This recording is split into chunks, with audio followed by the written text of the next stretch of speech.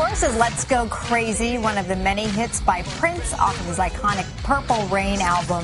Now, between 1980 and 1999, Prince had more songs on the Billboard Hot 100 chart than any other artist. Yes, he is known for pushing sexual boundaries, but many of Prince's biggest hits are rooted in deeply held religious beliefs. The mixture of sex and spirituality is explored in the new book, I Would Die For You, Why Prince Became an Icon, by author Toure, a pop culture writer and host of MSNBC's The Cycle. Toure, good morning. Good morning to you. So he's 54 years old. Yes. Which generation does he relate to the most? Because I know he just closed out the South by Southwest Festival. It was a room filled with many young people. Sure. Well, he's a baby boomer, right? Toward the end of the baby boomers. But when he blew up in the late 70s, early in the 80s, and late, he was talking to Generation X, right? And he was singing messages that Generation X wanted to hear, talking about apocalypse when we had the Cold War hanging over us, talking about being part of a divorced family, which he was part of. So all those things, he's connecting. He's the soundtrack of our lives in many ways. You say this is not really a biography, but it's a deconstruction of Prince. What do you mean by that? Yeah, well, we go through his life. I talk to people who knew him as a child and knew him as a young man.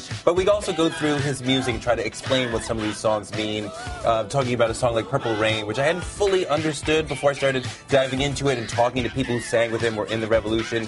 And it's a song about redemption. A baptism? Yeah, well, in the last verse, he really goes into that baptismal message. I am the one that you should follow. I am your spiritual leader. Follow me. But rain, water, is often a baptismal symbol. So that's kind of what it's about. It's about somebody who's dying, who's ending their relationship, and they want to be sort of absolved, right? When you're ending a relationship, you feel bad. You want to be absolved, he's going to baptize you. It was interesting because you say that Prince carefully cultivated that controversial sexual image that he had. Neither, there was question whether he was gay or whether he was straight. That was all part of his thing, right? Yeah. Well, he's playing with gender, as you're talking about, right? And he's also playing with race. I mean, he straight up lied and said that his mother was white. His mother was not white. We know that his mother was black. But it was very exotic, right, and cool to see mixed, and took him out of a certain box and made people wonder about him. And that was so 80s, right, and sort of multiculturalism. Well, David Bowie was sort of the same idea, right? Bowie did some of the same things. Right? Yeah, but I mean, like, Prince did it, with gender and with race, and tried to say, who am I? I'm anything, and you can be anything you want to. You got to tell me about this basketball matchup at his house in Minnesota. You go there. Did his guard come down at all? Yes, he did. Yes, we played one-on-one for about 20, 30 minutes.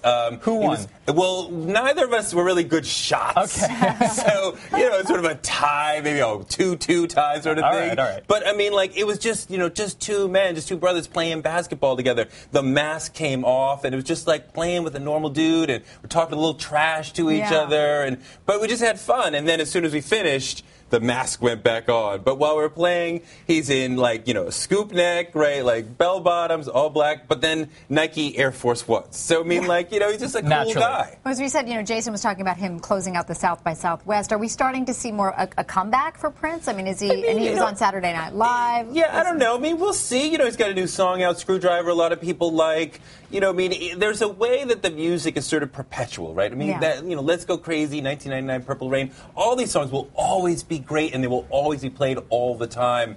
Is he going to come back now with some new thing that blows every way?